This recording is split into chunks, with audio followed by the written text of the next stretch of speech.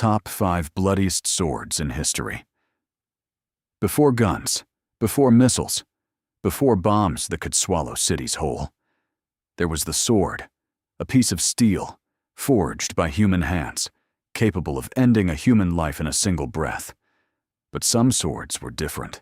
Some blades didn't just end lives, they shaped the world, drenched entire civilizations in blood, left scars on history that have never fully healed. Stay until number 1. Because the sword at the top of this list didn't just kill thousands. It built an empire soaked in blood that lasted centuries. Every sword on this list wasn't just a weapon. It was a symbol, a philosophy, a declaration that one civilization's will was stronger than another's desire to survive. We're not talking about the sharpest blades or the most beautiful. We're talking about the ones responsible for the most blood spilled across the face of this earth. Some of these you've heard of. Some you haven't. But you should have. Because forgetting them means forgetting just how close to the edge humanity has always lived. This is their story. Number 5. The Roman Gladius. 500 years. That's how long the Roman Gladius was the most feared sword on earth. It doesn't look like much. Short, stubby, almost disappointingly simple compared to the long, elegant blades of other cultures. But that was the point. The Romans didn't use the gladius to duel. They used it to slaughter. Shoulder to shoulder in tight formation. Their massive shields would pin an enemy in place, and then the gladius would thrust upward, into the stomach, the chest, the throat.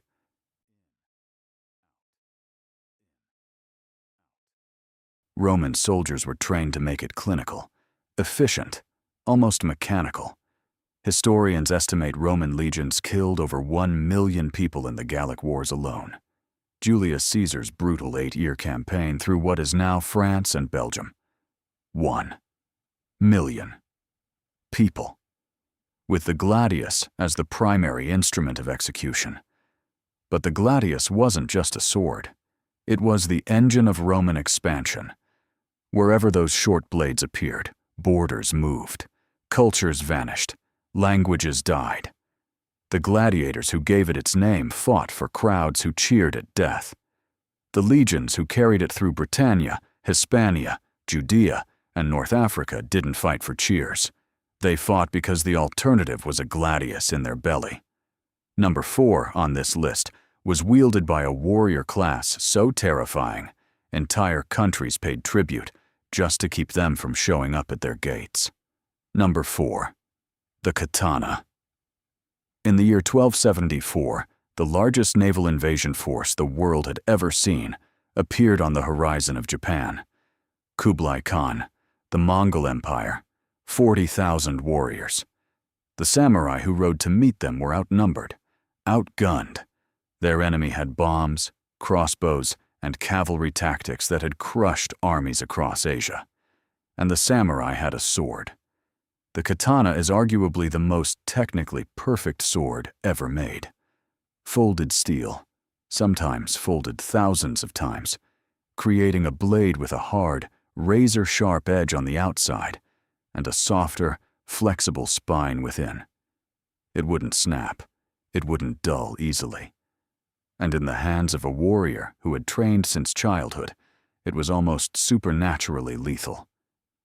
In the battle engagements that preceded the infamous typhoon that destroyed the Mongol fleet, individual samurai accounts record warriors riding alone into Mongol formations, single men cutting down dozens before being overwhelmed. The Mongols reportedly told their commanders they had never encountered soldiers who fought with such suicidal commitment. But here's what makes the katana's history truly blood-soaked. It wasn't the Mongol invasion. It was everything after. For nearly 5 centuries, Japanese samurai clans turned those same blades on each other. The Sengoku period, the Warring States era, lasted over 100 years. Province against province, clan against clan. The katana was present for all of it. Conservative historians estimate Civil War casualties in Japan's feudal period ran into the millions. And at the center of every single battle, that folded, gleaming blade. Coming up, a sword type so effective it was used on every continent and across 1,000 years of history. And the man who wielded the most famous version of it was called the Scourge of God. Number 3. Attila the Hun's Sword of Mars. In the year 404 AD, a man united the most feared cavalry force in human history under a single banner. His name was Attila, and according to ancient accounts, he carried a sword he believed was a gift from the gods themselves. Roman historian Jordanus recorded the story. A Hunnic shepherd, walking through a field, noticed his cattle limping. Following their blood trail, he found an ancient sword buried in the earth, a long, straight cavalry blade of a type the Huns called the Sword of Mars. Attila was given the blade, and he declared it proof that he was destined to conquer the world. Whether the story is true doesn't matter. What matters is what happened next. In less than 20 years, Attila's forces devastated the Eastern Roman Empire, extracted enormous tribute from Constantinople, swept through Gaul, modern France, burning city after city. He was so feared that Pope Leo IV rode out personally to beg him not to sack Rome. A pope, on horseback, going to beg. Ancient sources, many exaggerated, but rooted in genuine terror, describe entire regions depopulated, rivers running red, cities reduced to ash. The sword he carried was more than a weapon. It was a psychological instrument, a symbol that told every enemy, the gods themselves want you dead. 2 swords remain. Number 2 was carried by a Viking warrior class, so violent, the word they gave the world is still used today to describe uncontrollable rage. Number 2, the Viking Ulfberht. For 300 years, from roughly 793 to 1066 AD, coastal communities across Europe woke up to the same nightmare. Ships on the horizon. The Viking Age was not a war. It wasn't even a series of raids. It was a terror campaign that reshaped the map of Europe. Most Viking swords were good. Some were exceptional. But there was one blade so far beyond anything else being made in medieval Europe that historians and metallurgists spent decades trying to explain how it was possible. The Ulfberht.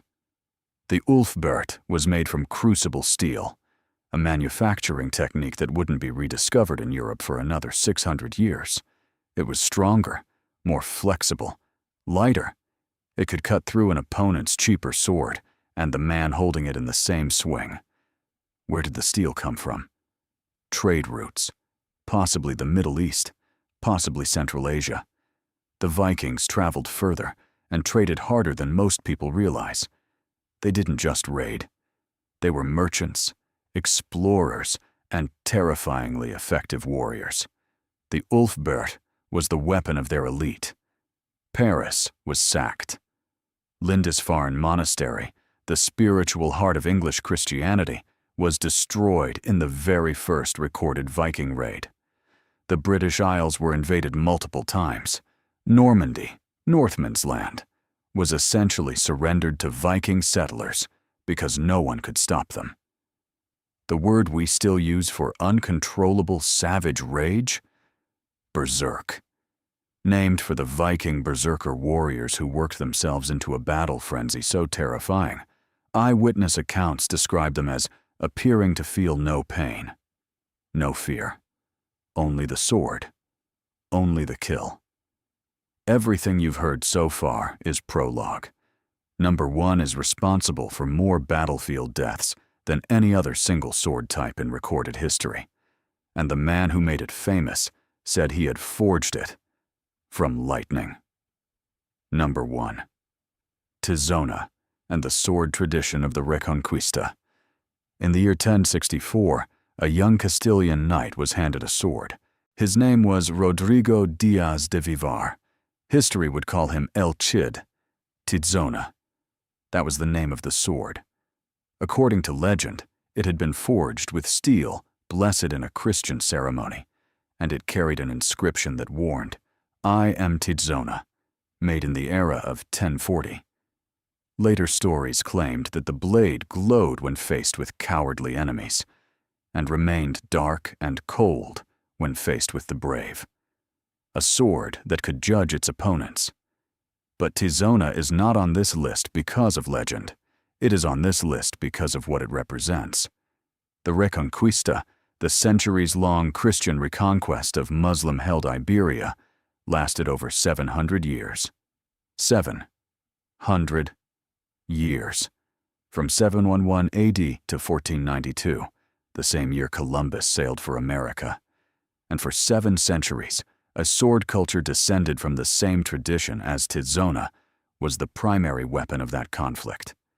Historians estimate that the total death toll of the Reconquista and its associated campaigns, including the brutal conquest of the Americas that followed, carried by the same sword-wielding conquistadors, runs into the tens of millions.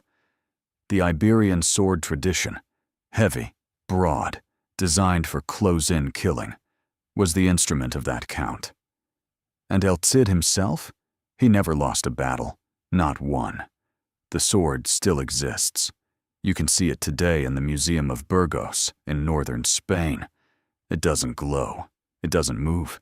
It just sits there, quiet, ancient, a piece of metal shaped by human hands.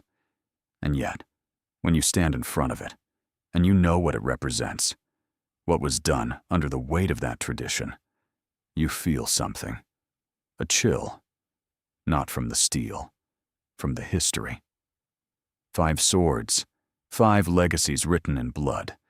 The Gladius built roads and laws and aqueducts. But first, it built a graveyard. The katana produced some of the most extraordinary warrior art in human history, and some of the most savage civil wars. The sword of Mars convinced an entire civilization that their god wanted them to kill. The Ulfberht was a miracle of engineering in the hands of men who used miracles to burn monasteries. And Tizona is a reminder that the longest wars are the ones we tell ourselves are righteous. We look at these swords in museums now, behind glass, under soft lighting, and we call them artifacts. But they were never artifacts. They were never art. They were tools, built for one purpose, and they were very, very good at it. The sword is the oldest mirror in the world. It shows us exactly who we are.